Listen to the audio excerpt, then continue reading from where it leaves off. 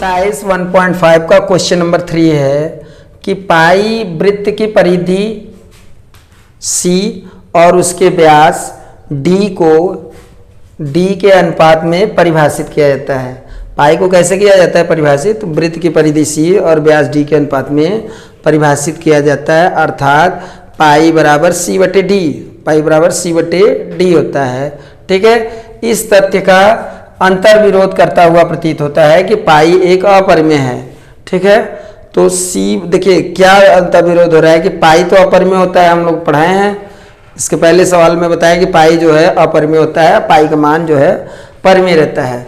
परंतु यहाँ पे देखो क्यों, यहाँ C/D के रूप में दिया है, यहाँ अपरिमेय है, तो ये तो परिमेय के रूप में दिख रहा है।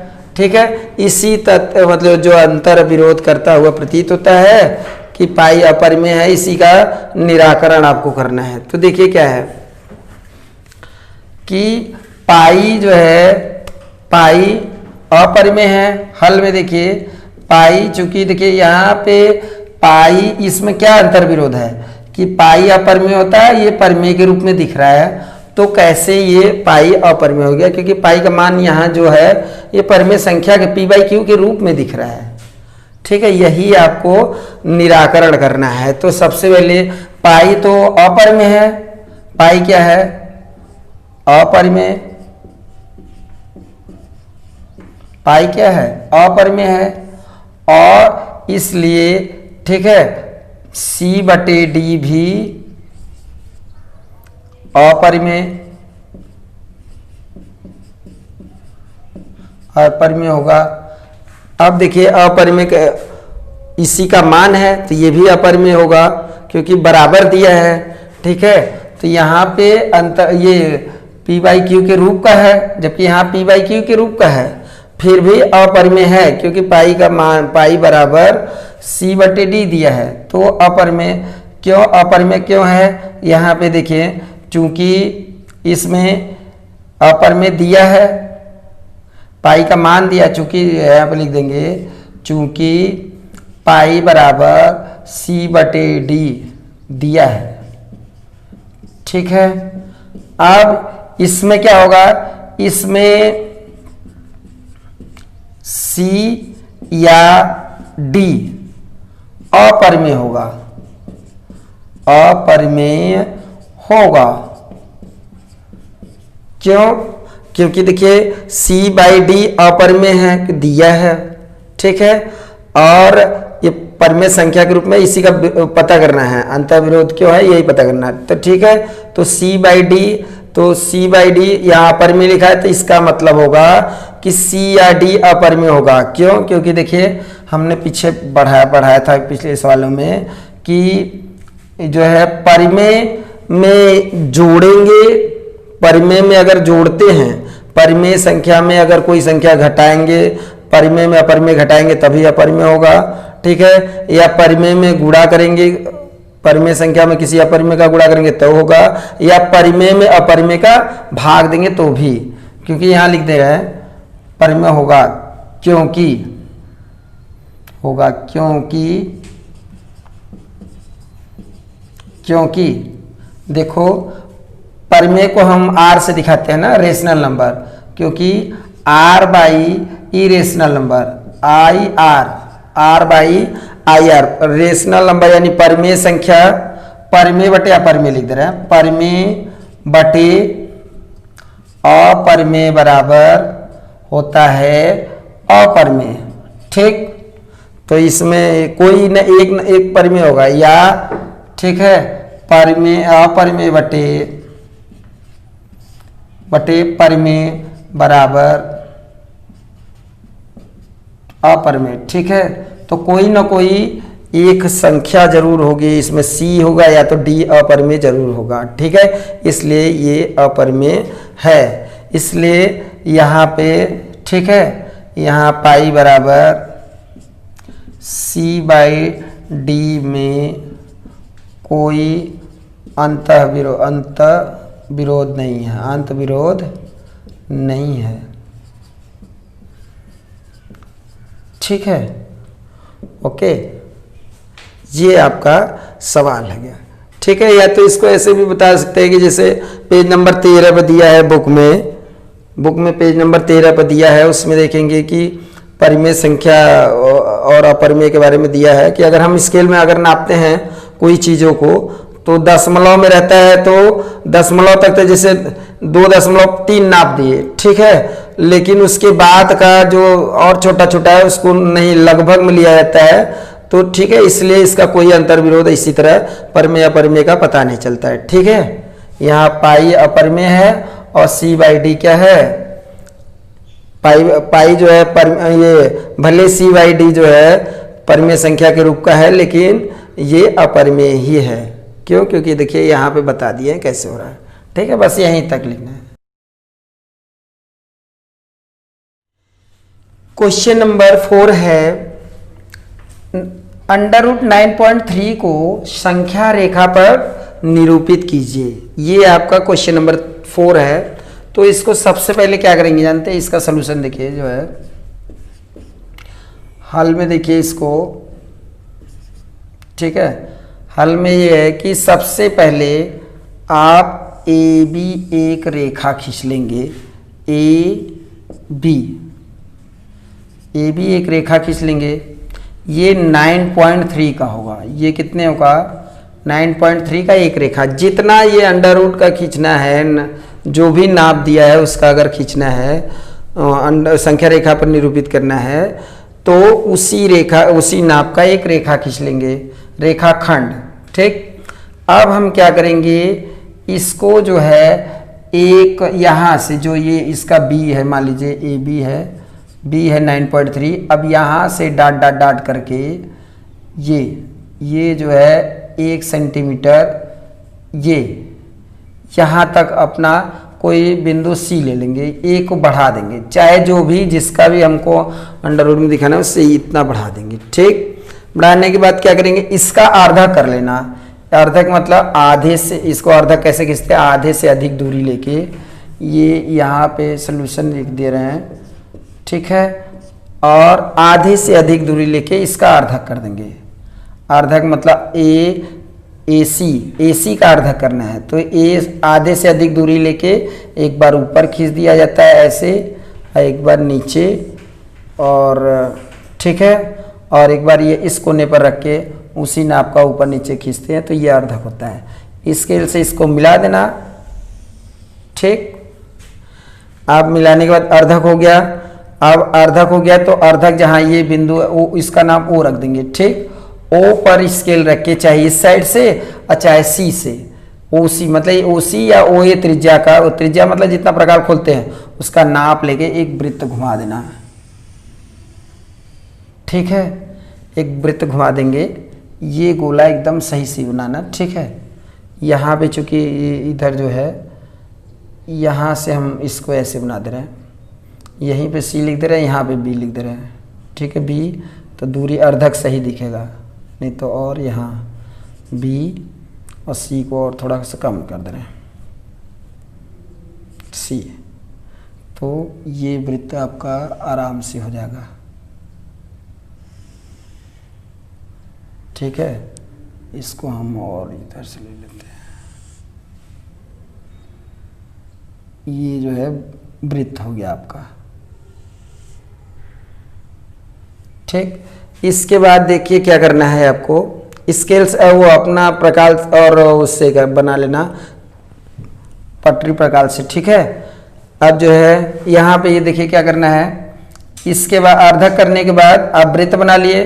वृत्त बनाने के बाद इसको यहाँ से इस पे बी से इस पे लंब डाल दीजिएगा, बी से इस पे क्या कर देना है, लंब डाल देना है। लंब जानते ऐसे करके एक बार ऐसे घुमा लेना, एक बार ऐसे लंब डाल देना इसको। ठीक है, लंब डाल देंगे तो इसका नाम मान लीजिए डी रख दे रहे हैं। ठीक है, ए बी सी डी लंब है। लंब कैसे बनाते हैं, जैसे इस पे हम रख के ऐसे प्रकार से रख के कोई भी नाप का घुमा लेते हैं, उसी नाप का एक बार यहाँ काटते हैं, फिर एक बार यहाँ, फिर यहाँ पे रख के एक बार इधर घुमा लेते हैं, एक बार इधर घुमा, लंब हो गया। तो ये जो रेखा बना है यही अंडर रूट जो है 9.3 है, यही अंडर रूट 9.3 है। ठीक है, इसको हम क्या करेंगे, ये जो है ये इसको अगर हम मिला देंगे, ठीक है, तो ये जो अंडर रूट ये है 9.3, इसको हम अगर हम बढ़ा दें, ठीक है, तो ये जो यहाँ से यहाँ तक का नाप लेके ऐसे से कर देंगे तो ये संख्या रेखा इस पे आ जाएगी, यही पर अंडर रूट 9.3 हो जाएगा। ठीक, अब इसको देखिए कैसे करना है। अब इसके बाद देखिए ये चेक करने के लिए गणित में कि कैसे करते हैं, तो देखिए ये त्रिज्या है, केंद्र से परिधि को मिलाने वाली त्रिज्या होती है, फिर ये भी केंद्र से परिधि को मिला रहे हैं और केंद्र से यहाँ, यानी इसमें दिया है, इसका परिकलन कर दे रहे हैं। ठीक है, इसको अब रचना कैसे लिखना होगा, सबसे पहले ए बी बराबर 9.3 सेंटीमीटर का रेखा खींचा, ठीक, रेखाखंड खींचा, और बी से मतलब बी को आगे की ओर 1 सेंटीमीटर बढ़ाया, बी सी खींचा, ठीक है, बी ए सी का अर्धक किया, ए सी का अर्धक करके एक वृत्त बनाया, ठीक है, और जहाँ बी से फिर बी से लंब डाला जो वृत्त को डी पर काटता है, यही बी डी जो है 9.3 है। ठीक है, फिर यही बी डी का नाप लेकर डी से जो है बी डी का नाप लेकर ऐसे चाप घुमाया, ठीक है, जहाँ कहाँ पे काटता है, मान लो इसका नाम कहीं भी रख दें यम पे, ठीक है, बी सी को और आगे ए सी को और आगे की ओर बढ़ाए, तो जहाँ यम पर इसको काटते हैं, यही यम जो है अंडर रूट 9.3 है, या बी डी जो है अंडर रूट 9.3 है। तो इसका परिकलन करके भी हम लोग दिखा सकते हैं। आप रचना लिख लेंगे, ठीक, रचना में भी हम लिख दे रहे हैं इसको, जो है पहले सबसे पहले जो जो किया आपने उसको लिखना होगा। पहले क्या किए थे, ए बी बराबर 9.3 का रेखाखंड खींचा, रेखाखंड खींचा, फिर दूसरे पॉइंट में मैंने क्या किया, ए बी को 1 सेंटीमीटर सी तक बढ़ाया,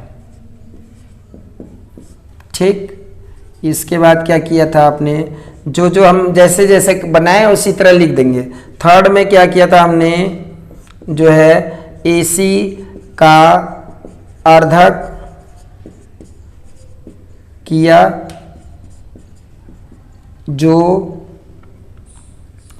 जो AC को O पर काटा, ठीक है। अब OA त्रिज्या का अगला फोर्थ पॉइंट में OA त्रिज्या का वृत्त खींचा, ठीक है, OA त्रिज्या का क्या खींचे, वृत्त खींचे। उसके बाद क्या किए, बिंदु B से पांचवा बिंदु B से लंब BD खींचा, BD खींचा, यही BD equal to under root 9.3 है, ठीक है। और BD त्रिज्या लेकर छठवां BD त्रिज्या लेकर BD से बिंदु B से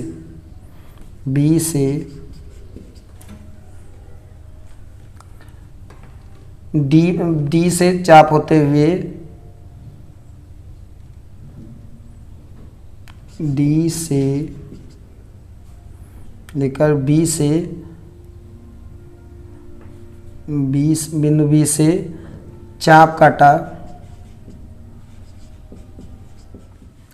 गणितीय परिकलन, इसमें OA बराबर OD बराबर OC त्रिज्या है, ठीक है। OA बराबर OD बराबर OC त्रिज्या है। त्रिज्या क्यों, क्योंकि केंद्र से जो परिधि को छूता है वो त्रिज्या होता है।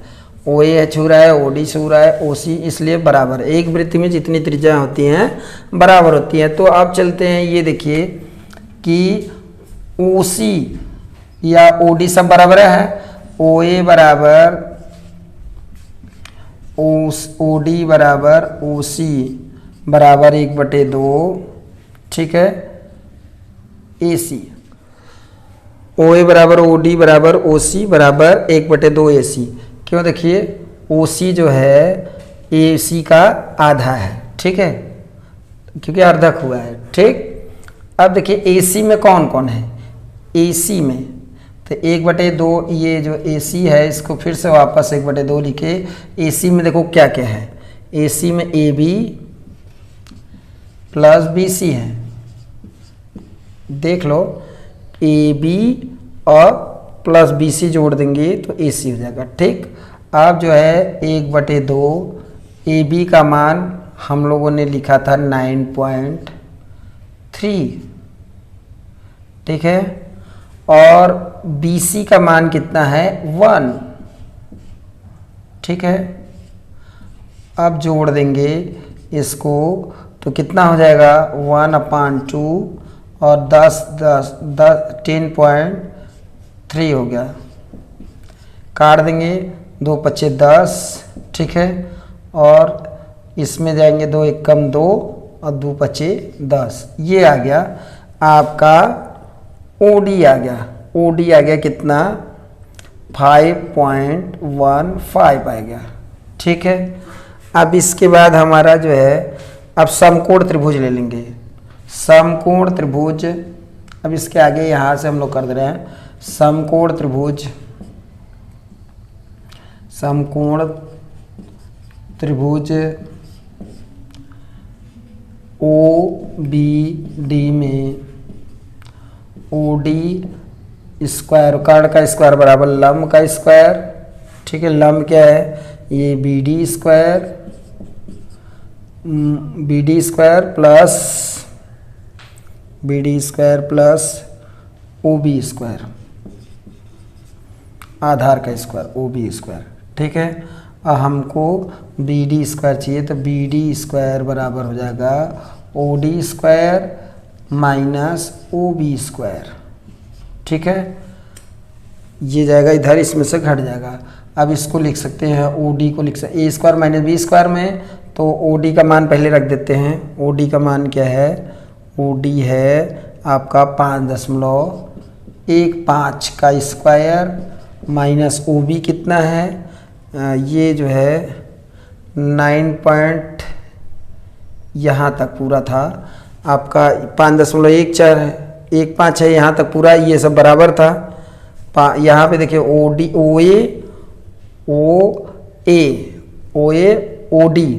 भी बराबर है, OD दिया 5.15 तो OB आपका हो जाएगा 1 निकाल देंगे, 5.15 OC भी बराबर है तो उसमें से 1 निकालेंगे तो 4 ये हो जाएगा आपका 4.15। क्यों? क्योंकि ये पूरा इतना है, जितना ये था उतना ही OC है, तो OC में से 1 निकाल देंगे तो 4.15 हो जाएगा। 1.5 का square A square minus B square के रूप का, तो 1 में जोड़ देंगे 1 में घटा देंगे, तो ये हो गया 5.15 में से 4.15 जोड़ देंगे और 1 में 5.15 माइनस जो है 4.15, ठीक है। ये जोड़ेंगे तो 9.3 आ गया, ठीक। और अंडर रूट है ये BD स्क्वायर बराबर है, और इसमें घटाएंगे 1 का गुणा करेंगे तो यही आएगा, इसका मान 1 हो जाएगा, घटाएंगे ये, ठीक है, घटा देंगे तो 1 आ जाएगा, 1 का गुणा करेंगे तो यही आएगा। तो स्क्वायर करते हैं तो ये अंडर रूट में चल जाता है, BD हटाते हैं, पक्षांतर करेंगे, स्क्वायर करेंगे, स्क्वायर हटाएंगे पक्षांतर में तो 9.3। 1/√7 का परमेयीकरण करना है, तो परमेयीकरण देखिए जानते क्या है, क्यों करते हैं, जो नीचे अंडर रूट रहता है उसको दिखाई नहीं देना चाहिए। इस √7 को हटाने के लिए तो क्या चीज़ का, तो √7 में अगर √7 का गुणा कर देते हैं तो ये बाहर हो जाता है, 7 to 7 √7 का वर्गमूल निकल जाएगा। तो परमेयीकरण क्या होता है, जैसे नीचे है इसको हटाना है तो सेम टू सेम का गुणा कर देंगे तो हट जाएगा ना। अब देखते हैं, एक एक को लगाते जाएंगे तो खुद आपका क्लियर होता जाएगा, ठीक। तो ये नीचे अंडर रूट नहीं होना चाहिए, तो इसलिए परमेयीकरण करते हैं। तो नीचे का अंडर रूट हटाने के लिए क्या करेंगे, अंडर रूट 7 का अगर हम गुणा करते हैं तो अंडर रूट का अंडर रूट में गुणा होता है, तो अंडर रूट 7 से अंडर रूट 7 में गुणा करेंगे 7 से 49, 49 का वर्गमूल 7 आ जाएगा। तो जिस चीज़ का गुणा नीचे करेंगे उसी का अंश तथा हर दोनों में गुणा कर देंगे। तो परमीकरण के लिए लिखेंगे अंश तथा हर में, अंश तथा हर में अंडर रूट 7 का गुणा कर दो।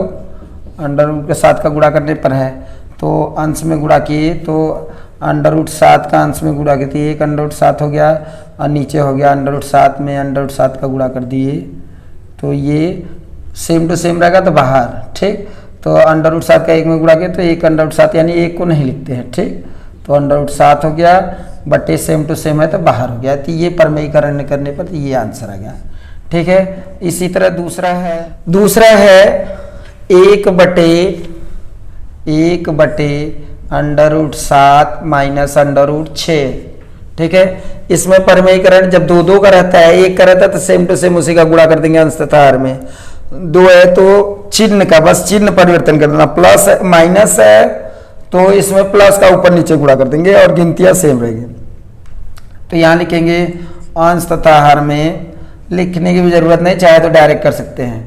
तो 1 में गुणा कर दिए तो ऊपर हो गया 1 में गुणा करेंगे, यही चिन्ह बदल के, जब दो दो गिनती है अंडर रूट में तो चिन्ह बदल के कर देना, ठीक है।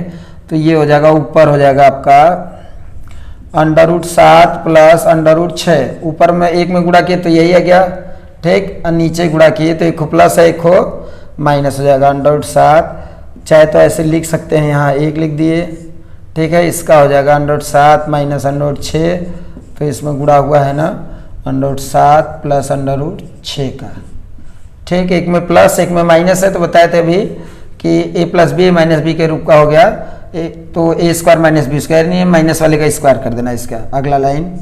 तो ये हो गया आपका अंडर रूट 7 का स्क्वायर हो गया और ये अंडर रूट 6 का स्क्वायर, 1 में प्लस 1 में माइनस रहेगा, सेम टू सेम अंक है तो माइनस वाले का स्क्वायर कर देना, ठीक।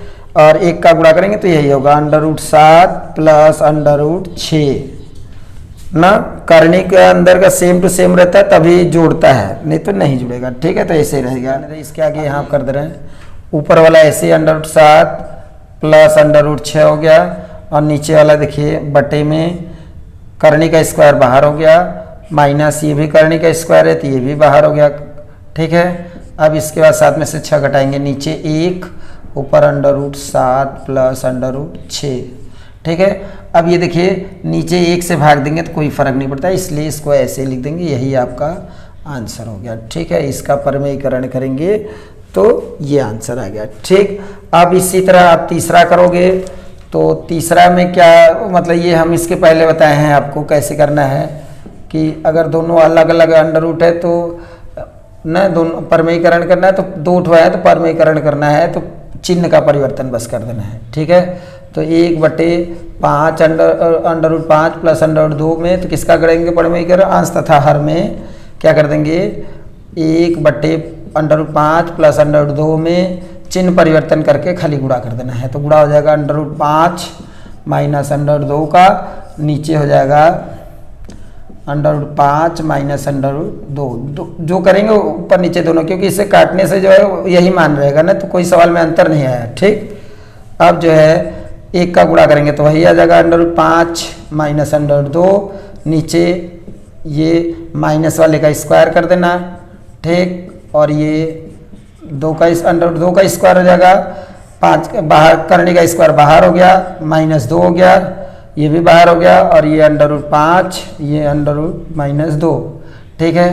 तो 5 में से 2 घटाएंगे तो 3, नीचे 3 हो गया, ऊपर वैसे under root 5 minus under root 2, ये आपका तीसरा हो गया।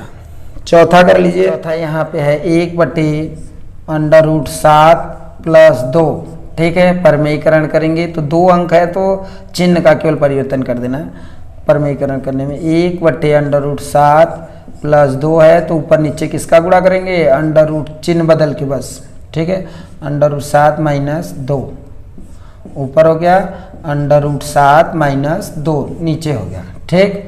और एक में प्लस एक में माइनस है, तो क्या करेंगे, अंडर रूट 7 का स्क्वायर कर देंगे माइनस अंडर 2 का स्क्वायर, ठीक है। और ऊपर 1 का गुणा करेंगे तो अंडर रूट 7, जिसमें गुणा करते हैं 1 का वही रहता है, तो ये हो गया आपका, ये हो गया। इसके बाद देखिए अंडर रूट 7 माइनस 2 और करनी का स्क्वायर करते हैं तो आप इसका बाहर हो जाता है, और 2 का स्क्वायर 4 में 7 में से 4 घटाएंगे तो कितना आता है 3, और ऊपर अंडर 7 माइनस 2, ये हो गया आपका आंसर ना 5 का चौथा आंसर, ठीक है।